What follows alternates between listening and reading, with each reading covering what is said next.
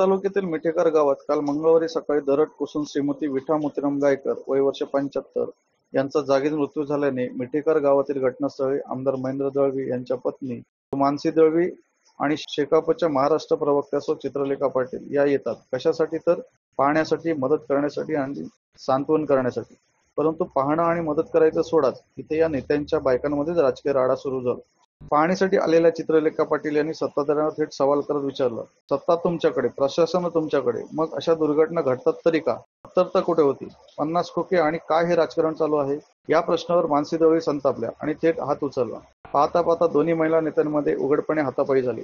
गावात मृत्यूचा आक्रोश होतो, पण घटनास्थळावर सत्ताधाऱ्यांच्या बायकांचा राजकीय तमाशा रंगला. शोकाकुळ गाव एका बाजूला, दरड कोसळल्याचा विषय एका बाजूला, पण राजकारण मात्र योग्य दिशेला चालू असल्याचे ग्रामस्थांनी पाहिलं. या प्रकारानंतर संतप्त ग्रामस्थांनी सत्ताधाऱ्यांना धारेवर धरत, मृत्यूचा प्रसंग आहे आणि तुम्ही राजकारण करता, आम्हाला तुमच्या सहानुभूतीची अजिबात गरज नाही, आम्ही व प्रशासन बघून घेऊ, इथून लगेच निघा, असे जाहीरपणे ओरडून सत्ताधाऱ्यांना घटनास्थळावर हाकलून दिलं. खरंच या ठिकाणी 50 खोके व इतर राजकीय गोष्टी करण्याच्या या नेत्यांना गरज होती का? दरडग्रस्त गावकऱ्यांना मदत करण्याऐवजी राजकीय भाष्य करण्याची खरंच गरज होती का? महाराष्ट्रातल्या राजकारणाची दिशा नक्की कुठे चालली आहे? डान्स बार प्रकरण, घोटाळे अधिवेशनातील रम्मीचा खेळ, बेताल वक्तव्य, हॉटेल कर्मचाऱ्याला मारहाण आणि आता तर दरडग्रस्त शोककळीच्या गावात नेत्यांच्या बायकांचा राडा. कुठे चालला हा महाराष्ट्र?